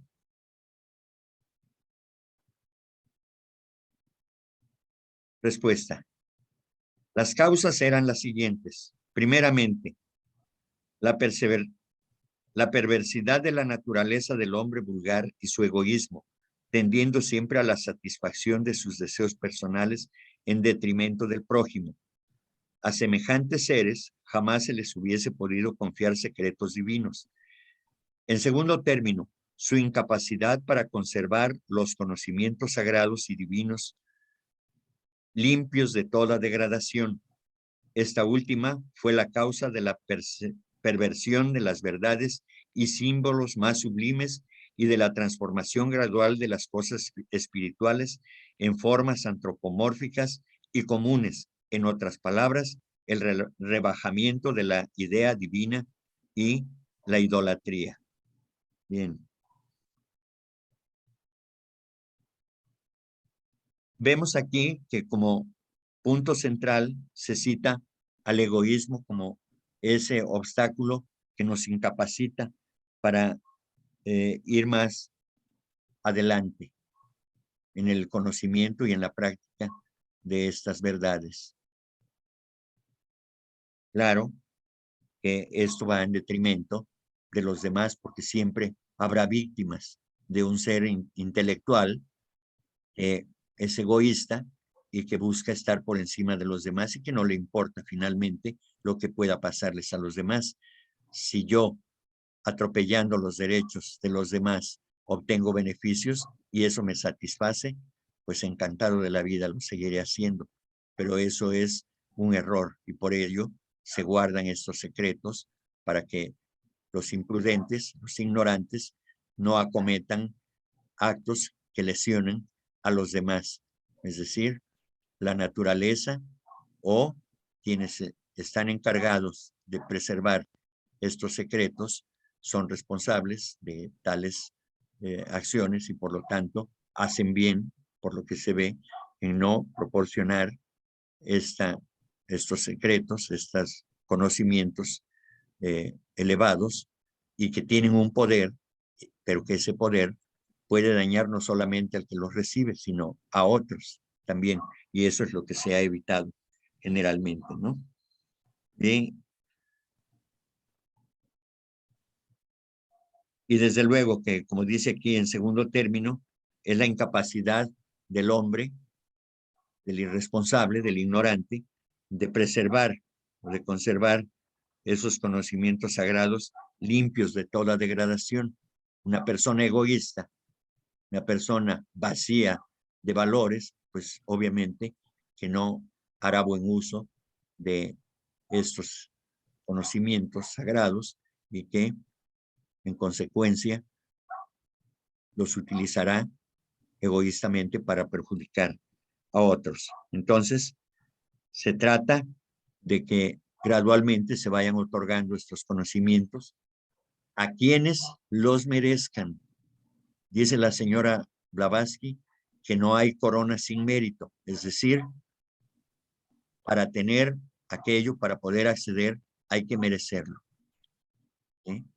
Pudiéramos decir que a través del intelecto, de esforzarnos intelectualmente por llegar a obtenerlos, sí, en la doctrina secreta podemos ver eso también, que hay quienes se esfuerzan por adquirir esos conocimientos y sus consabidos poderes, pero a costa de un gran esfuerzo, pero es un esfuerzo intelectual, y eso lleva a sus practicantes, a los esforzados, a hacer mal uso, y entonces ese conocimiento lo dirigen para perjudicar a los demás y beneficiarse personalmente, y eso es magia negra. Es el egoísmo en su máxima expresión, y eso es lo que los grandes seres y quienes están encargados de preservar estos conocimientos a salvo es precisamente por eso, pero más porque más bien se hace mal en lugar de hacer un bien a aquellos que los obtengan. Por eso siempre se tiene mucha cautela para poder otorgar estos conocimientos. ¿Hay algo más que quieran opinar al respecto de lo que ya dije? Bien, pasemos a la siguiente. Enrique, solo es una pregunta. Sí. Digamos, ahorita con la tecnología y el alcance que se tiene de ciertos conocimientos, uno, digamos, en Google puede buscar algún libro, algo, y hay mucha información. Se puede, yo pienso que esto genera que de alguna manera alguien lo pueda usar mal, ¿verdad? O pueda interpretar, digamos, mal este tipo de conocimiento que nosotros, digamos, estamos obteniendo. ¿En algún momento esto puede volver a ser vedado, digamos, que se vuelva a cubrir para la humanidad y entremos como que en un periodo otra vez de oscuridad de conocimiento? Gracias, Keder. Recordemos, como se dijo al principio, que tanto las religiones como la teosofía, solamente lo que estamos viendo es la parte exotérica, ¿sí? No estamos viendo el ocultismo propiamente, como lo dijimos en la sesión del ocultismo práctico. Sí, lo que estamos viendo aquí en teosofía es lo que los maestros consideraron que era posible otorgar nada más. Es el conocimiento, es apenas, son los primeros pasos, apenas para poder ir comprendiendo la delicadeza de esta información. Por eso, en el libro de Isis sin velo, o Isis de velada, pues se dice que es solamente descubrir un poco, una pequeña rendija de luz para el entendimiento humano y para sus capacidades de poder poner en práctica ese conocimiento. Entonces, lo que estamos estudiando no es ocultismo, que eso es demasiado peligroso. Lo que estamos viendo son enseñanzas que sí podemos comprender y que eso es apenas, digamos, el poder nosotros a través de este conocimiento ir tratando de mejorar, como dije al principio, aunque sea una cosa, no tratemos de ser iniciados ya o de alcanzar las puertas de la primera puerta del sendero, ¿no? Es apenas estarnos preparando.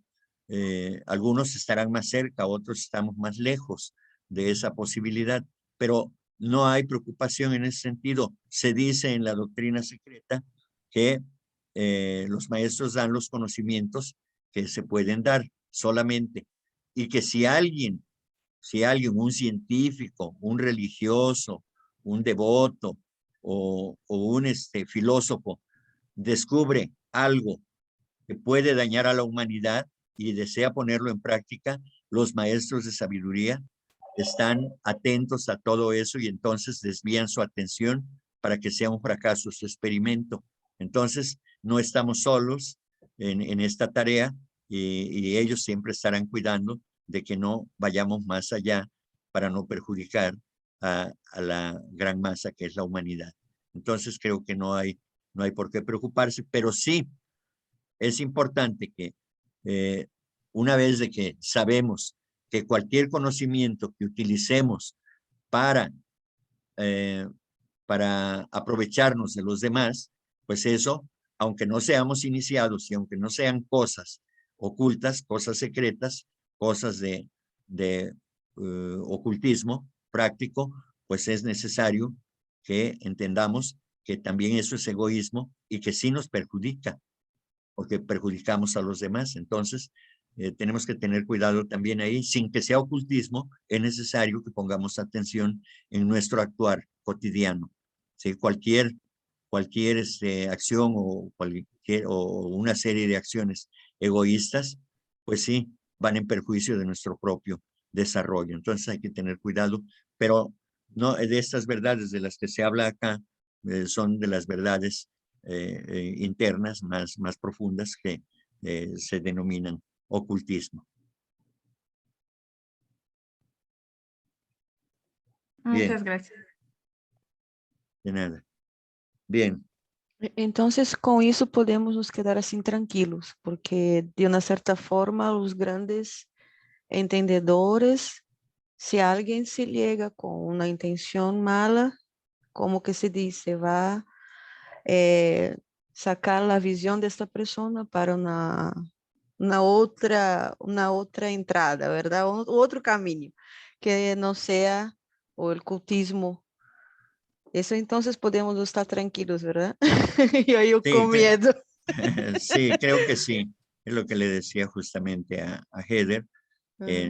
No debe haber mayor preocupación más que la razonable conciencia o concientización de que cualquier cosa que hagamos egoístamente, Sí. pues sí va a perjudicarnos, y porque estamos perjudicando a otros, nos estamos valiendo de nuestro Somos una conocimiento. cadena, ¿verdad? Como una cadena, ¿verdad?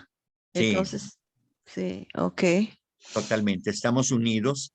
La aparente distancia que existe entre tú y yo, que estás en Monterrey y yo en la Ciudad de México, pues es aparente nada más porque hay una energía que nos une. Entre nosotros. Sí, claro.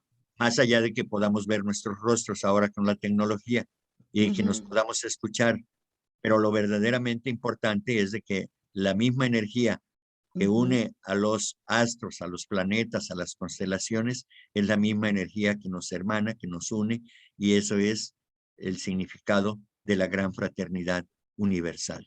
Ay, muchas gracias, muchas gracias. Bien, bueno, creo que hasta aquí vamos a dejar. Para la siguiente sesión será la teosofía, no es el budismo. Entonces, si tienen algún otro comentario que hacer, es el momento, por favor.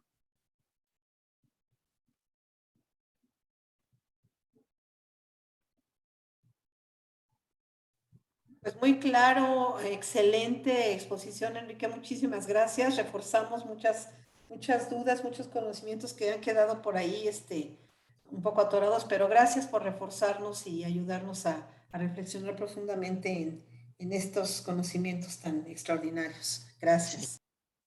Bien. Gracias. Bien, gracias a ustedes también porque ustedes también participan y nos ayudan.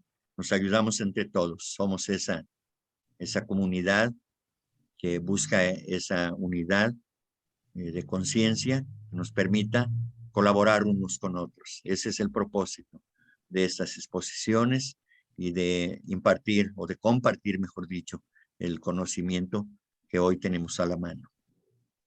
¿Alguien más?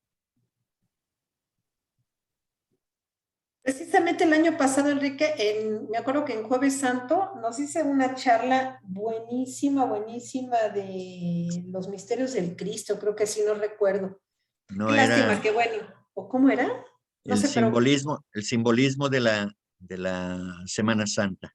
no, hombre, estuvo excelente. Pues a ver si después hay oportunidad de que nos la vuelvas a compartir. Ahora que hay pues hermanos y hermanas que se han integrado, que son nuevos, yo creo que sería pues muy padre que nos dieras nuevamente esa Pues clase, no sé, estuvo, pero padrísima.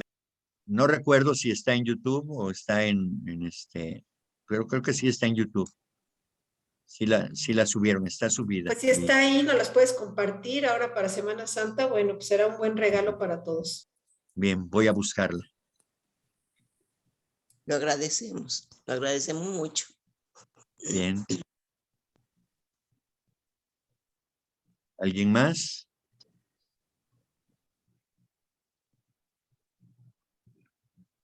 ¿Ya no tenemos preguntas o participaciones? Solo para agradecer, Enrique, tu siempre amable voluntad en esta enseñanza magnífica que nos das y que agregan muchísimo valor. Sí. Gracias. Muchas gracias, Alberto. Un abrazo hasta Colombia. Olga, Aquí estoy. muy bien. Estoy en Pómpano, en los Estados Unidos. Muy bien. ¿Algo quieres comentarnos? No, yo estoy maravillada. Yo me quedo sin palabras. Y copio, voy escribiendo todos los datos que puedo. Bien. Muchísimas gracias. No estoy preparada como para hacer las preguntas. Muy bien. Todavía me Tu falta, soy muy nueva. participación. Sí. Es importante tu participación. No importa Gracias. que no preguntes. Enrique, me están preguntando cómo se llamó la charla que diste del año pasado, el simbolismo, ¿verdad? De la Semana Santa, algo así. Sí, algo así.